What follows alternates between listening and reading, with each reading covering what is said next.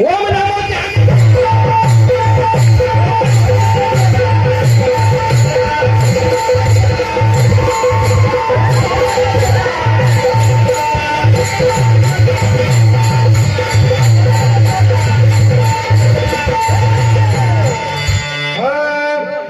हे पहा, सन्माननीय रवींद्र शिवाजी जाधव राहणार नानेल यांच्याकडून बाळ प्रेम साठी 200 रुपये दिले.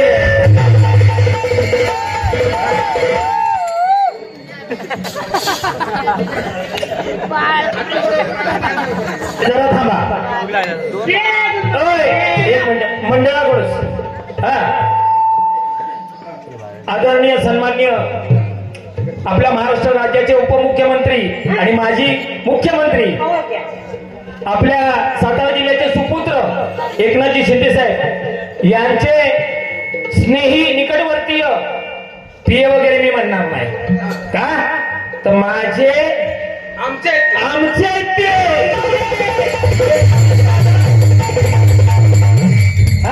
शिंदेचे.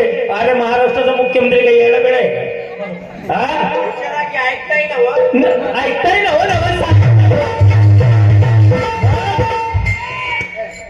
शशिकांत दादा जाधव या मातीतले सुपुत्र यांच्याकडून किती वाचू. मंडळाकडून 2000, मंडळात 2000, पेटीवरील महाराजास 1000, ढोलकी वाघ 1000, 2 मुलं 500 अधिक 500, सगळं मिळून बया किती झालं? बया 5 झालं.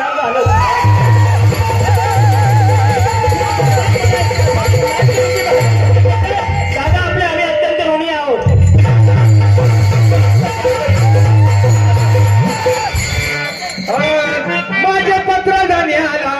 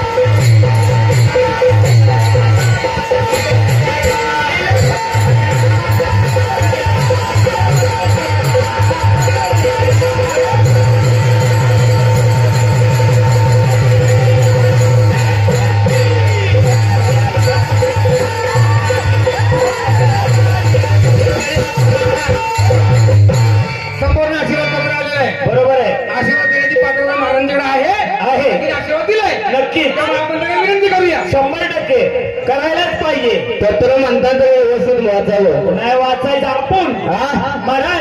पत्र कसं म्हणायचं असतं? ऐकलं नाही का? ऐकलं की समोर गुरुजी आहेत नाही का? होय. मुलांना पहिलं शिकवायचं काम करा. असू द्या.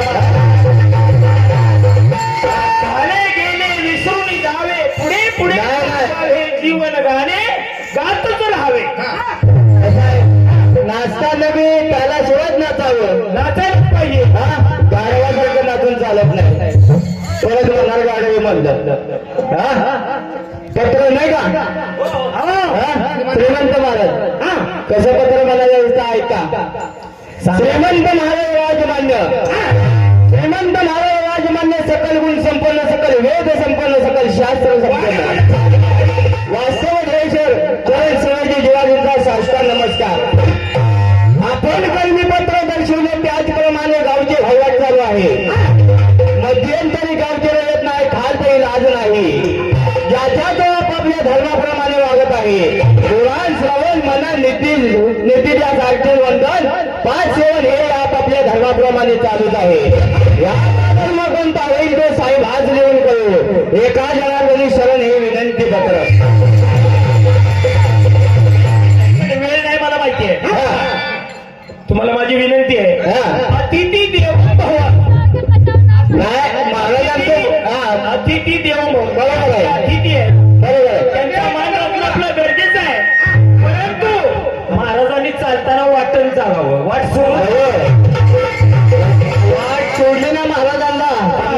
मधनं पळता घरी घरी अख्ख्या नाण्याच्या राण्यानं पळायला लागले असं बोलू काय म्हणजे आंबाईच्या वाड्यात जाऊ जगणं अख्ख्या रानातनं पळायला लागले असं बोलू ना पत्ता बित्ता टाकलाय जोहर माय बाप जोहर माय बाप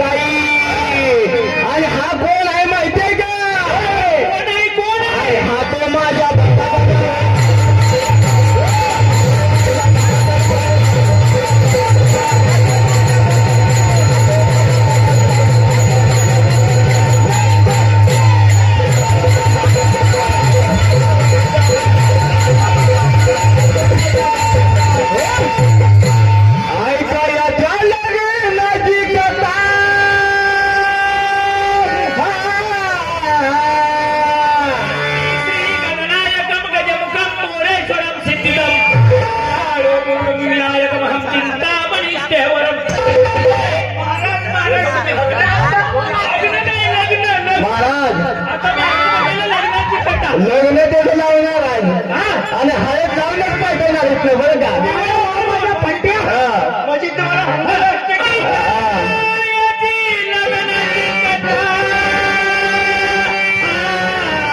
आणि येणे माझ्या बापाचे मोजला पाहिजे अरे तीन तीन रिकाली तिची माय बाप पाटील कसं काय पाटील बरं हाय का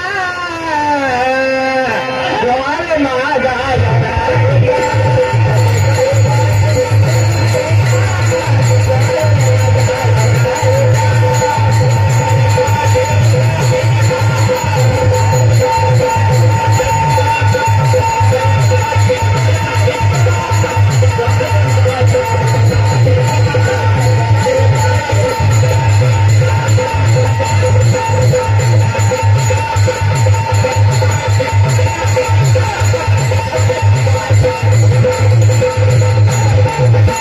लग्न घरी असू दिवसी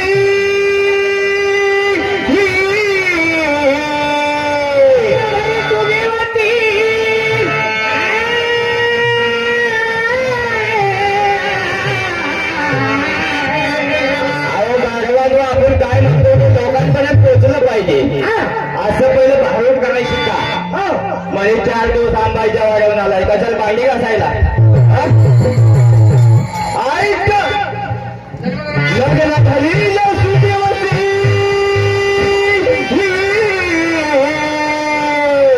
आणि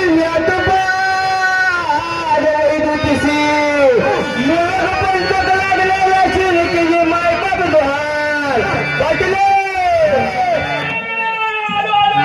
या या या या या अरे पाटील ना पुण्या गावीचा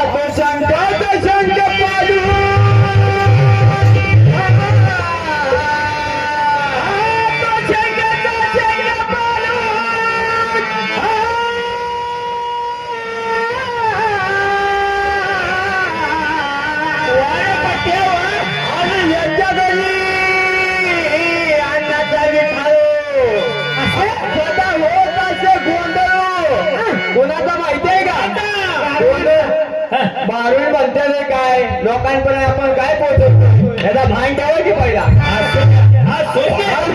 आणि हा गोंधळ गायब माझा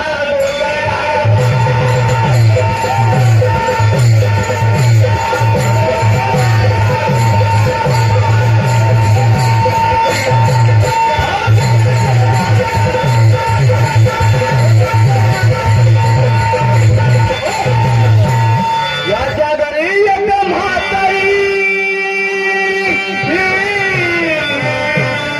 याच्या घरी एक म्हातारी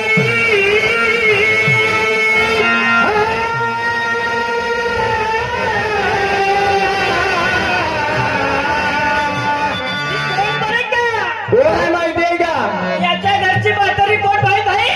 तुमची सासू नाही का ती सासू आहे का? त्याच्या रानात फिरते की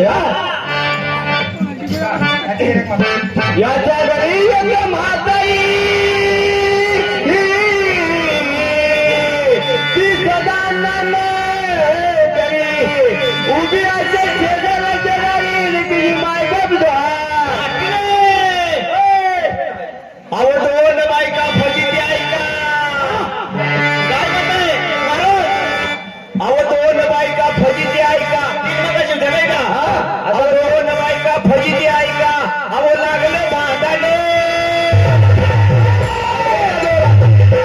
आता आहे का? आता ऐकताय ना हो? लागले ना मगाशी म्हणलं होतं तीन बायका. अहो दोन बायका फजिती ऐका अहो लागले भांडणे अहो सोडवाय गेला मेला हल्ला पोरीच्या दांड्यात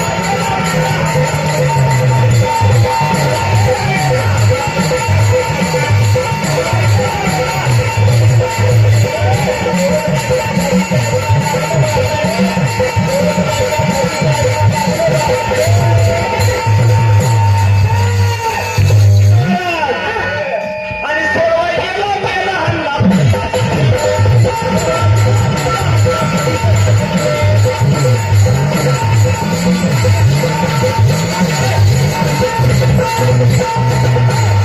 मेंदूची दक्षिण काही मेंदूची दक्षिण काही आणि कायाचं बरं काही नाही मला थोडी पत्र कशी मिळेल की जी मायबाप तू हार मायबाप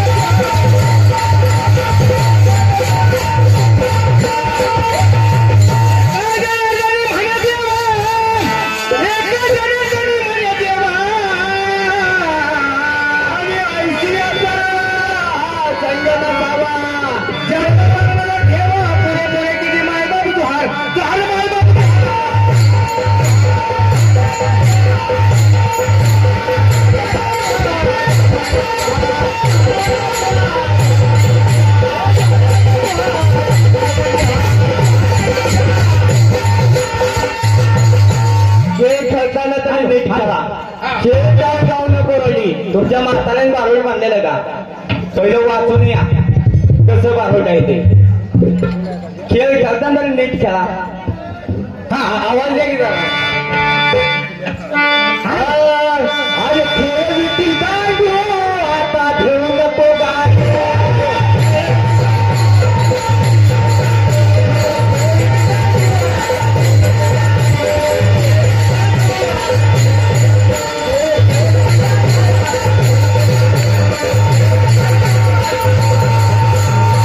आता जे खेळायला सुरुवात आहे बरं का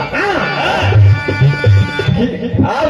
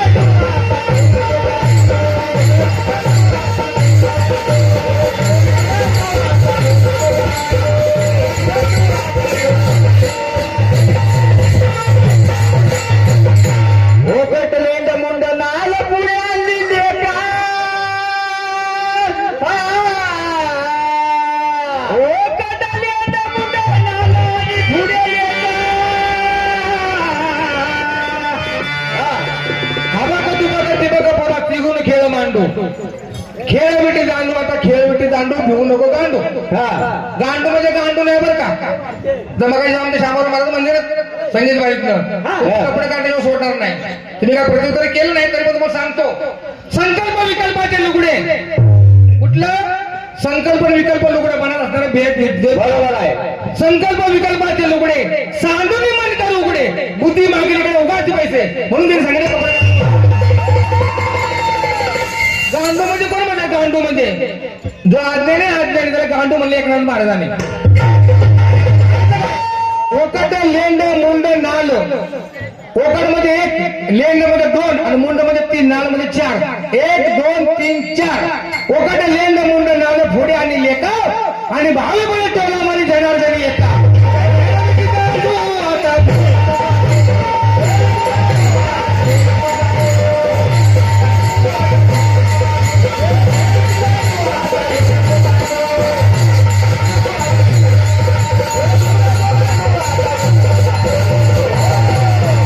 हे पहा महाराज, होते का? सन्माननीय सुरेश शेलार, राणा डोकावळे, सामाजिक कार्यकर्ते आणि तसेच लक्ष्मण यमकर, राहणार नाणेल यांच्याकडून 101 रुपयाचा पारितोषिक आले.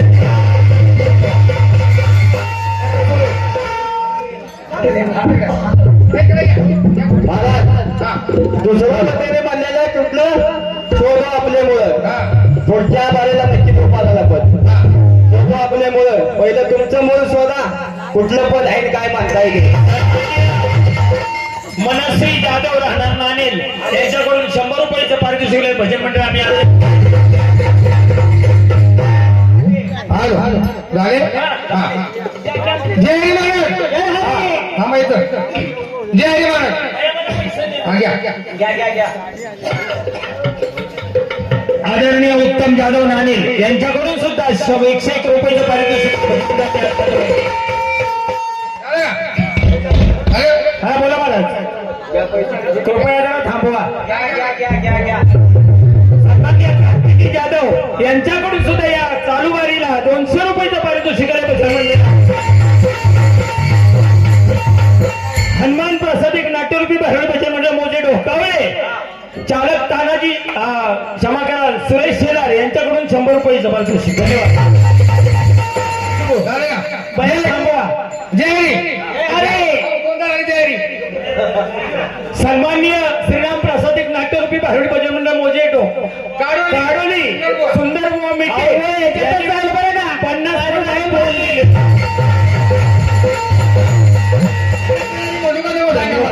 हा तुमचं चालू द्या. जय हरी. अरे सामराय जास्त बघायला घेत नाही, अजिबात नाही. जी काय उत्तर सापडते पटा वाचून दाखवतो, पान क्रमांक सांगतो, पुस्तकाचा साठी आम्हाला सांगत नाही. हा. तुम्हाला नाही पडलं म्हणलं ना तर पुढे हे हलणार नाही. आणि कसं आहे माहिती आहे का? पुरावा दाखवू आपण. ज्याला पटलं नाही म्हणायचं त्याने पुराव्यानिशी सहारा करायचं. प्रसादिक नाट्यरूपी भरणी भजन मंडळ मोजे चापेर यांच्याकडून सुद्धा अख्खी नोट आलेली आहे. हरणारा सूत कोण? गजानाचा पहिला गजानन प्रश्न हा. ऐका. हर्ष म्हणजे हर्ष आणि चीन म्हणजे नावाचे दोघे बहीण भाऊ होते. मात्र त्यांच्या आई वडिलांनी हर्ष करून बहिणीची नीट सांभाळ करण्याचे वचन घेतले होते आणि हर्षाने ते वचन पाळले देखील. पण त्याचा बायकोला काही बहीण भाऊचे प्रेम बघवले नाही. एका दिवशी ती ननंदला बोलू नाही ते बोलली. ती गोष्ट चीनच्या मनाला इतकी लागली की ती तात्काळ बोलला का जरा बोलला का ती तात्काळ घर सोडून निघाली आणि पर्वतावर जाऊन तप करायला बसली. आई वडिलांना दिलेल्या वचनाला जागून त्याला घरी आणण्याचा खूप प्रयत्न केला, पण जे निश्चय ठरले नाही. अखेर हर्षाने देखील घर सोडले आणि तो सुद्धा समोरच्या पर्वतावर तप करायला गेला. तप करता स्वतः दुर्गादेवी बनली आणि हर्ष भैरवाची उपासना करता भैरव होऊन गेला. शिखरच्या संग्रहालयात सुरक्षित ठेवलेल्या शिलालेखामध्ये प्रारंभी हर्ष या नावाने शंकराची मग हर्ष पार्वतीची व आराधनेसाठी निर्माण करण्यात आलेल्या देवालयाची प्रशंसा करण्यात आलेली आहे. त्यानंतर त्या देवालयाच्या नावावर प्रकाश टाकण्यात आलेला आहे. तो असा त्रिपुर अक्षराचा सार केल्यानंतर महादेवाला अतिशय हर्ष झाला. तेव्हा इंद्रादिक देवाने हर्षरूप भगवान शंकराची या पर्वतावर पूजा केली होती. त्यावरून अशुतोष भगवानाचे नाव हर्षदेव या पर्वतावर, या पर्वताचे नाव हर्षगिरी झाले आणि जवळच्या नगरीचे नाव हर्षनगरी असे पडले. पुढे चव्हाण नदीची वंशावळी, आता लक्षात बारकाई नाव, पुढे चव्हाण नदीची वंशावळी दिली असून सांबारच्या चव्हाण नरेशांनी त्या देवाला प्रचूर संपत्ती दान केली असे म्हटले जाते. आता खरा मुद्दा ऐका. हल्ली रानवली म्हणजे रणपल्लिका गावच्या आलट नावाच्या ब्राह्मणाने हर्ष देवतेच्या उपाध्याय आयुष्य घालवले. देवालय बांधकामात चंडशिव नावाचा पुत्र, बघा तो चंडशिव नावाचा पुत्र आहे. 840 पुस्तकाचं पान क्रमांक 8 पुस्तकाचा तुम्हाला सांगणार नाही, या पुढच्या वेळेस तुम्हाला सांगेन नाही पडलं तर. दुसरा मुद्दा, पुढचा प्रश्न. दशरथाने यज्ञ केला, माफ करा, दशरथाने यज्ञ केला. कारण दशरथ यज्ञ का लक्षात आला, त्या सुटीमध्ये पहिला यज्ञ कुणी केला तर दशरथाने केला म्हणून दशरथाने म्हटलं. आता मला काय माहिती आहे का, लय चिंता चालत बसायची गरज. त्यांचं जे मुद्दे आहे ते मुद्दे सुद्धा उत्तर थोडक्यात सांगूया. त्या यज्ञामध्ये त्या घोड्यासमोर त्या यज्ञ आहुती देताना स्त्रिया उभ्या केल्या होत्या. त्यांची नावं तुम्हाला कोणकोणत्या होत्या त्याला 3 स्त्रियांची नावं ऐका उत्तर. यज्ञाचा घोडा एक वर्षाने परत आला, देवतांचे पूजन झाले. 3 स्त्रिया, तिथे पहिली स्त्री आहे क्षत्रिय जातीची, तिचं नाव आहे महिषी, बरं का लक्षात ठेवा.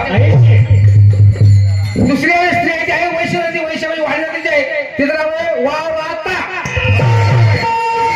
आणि तिसरी जी स्त्री आहे त्या शुद्र जातीची, तिचं नाव आहे पार्वती. आणि विषय झाला तुम्ही सांगितलं की यज्ञाच्या घोड्याचं काय झालं, मला त्याला बळी दिलाय. आता त्याच्या पुढे काय होतं तुम्ही सांगा, वेगळं काय असेल तर.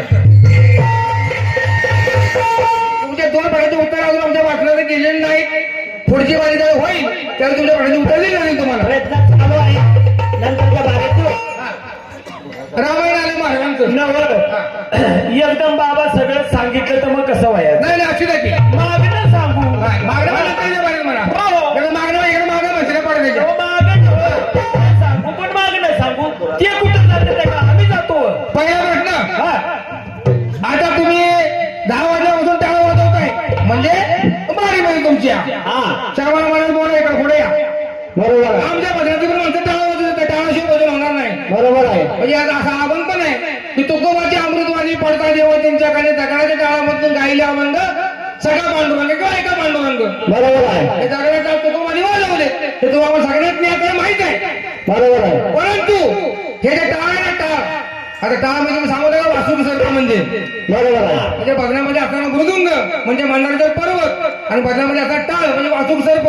याचं ज्ञान मंथन झालं की भजनामृत निघतं बाहेर. हे उत्तर सांगायचं नाही. हा जो टाळ आहे ना टाळ, हा टाळ पहिला बनवला कुणी आणि बनवला पुढच्या सांगायला महाराज. बरोबर आहे. त्या अंगा खांद्याला प्रश्न आहे महाराज हो. माझ्या पण भजन म्हणजे अंगा खांद्याला प्रश्न देऊ, उत्तर द्यायचं मग घराकडे जायचं महाराज. नका पुढच्या बरोबर टाळ वाजवायचं नाही महाराज. हे काही नसतं मग कशाला वाजवायचं ते सांगणार की आज गुरुजींचा लय अभ्यास आहे. हा? दुसरा मुद्दा, हा. तिकडे रामायण काढलं थोडं रामायण आपण बाहेर काढूया. हा. प्रभू रामांनी सीतामाई रावणाला पळवून नेली, हा. सगळ्यांना माहित आहे. बरोबर आहे. प्रश्न आहे तुमच्याकडे यामध्ये उत्तर आलं असतं असं मला माहित आहे, कारण पाठीमागं जोरात तुम्हाला प्रश्न विचारलेला आहे. हा. आज तिसऱ्या तुम्हाला विचारतोय, लॉटरी लागून लावली तुम्ही उत्तर द्या. बरोबर आहे. सीतामाई पळवून नेली, हा. मग जटायू सांगितलं प्रभू रामांना आकाश मार्गाने राक्षस कोणतरी बाबा या समुद्रात बरोबर आहे. गेलाय. पलीकडे घेऊन गेला. मग प्रभू रामांना आपली पत्नी रावणाला पळवून नेली हा. अशी अनाथ भीती निर्माण झाली. बरोबर आहे. बरोबर का?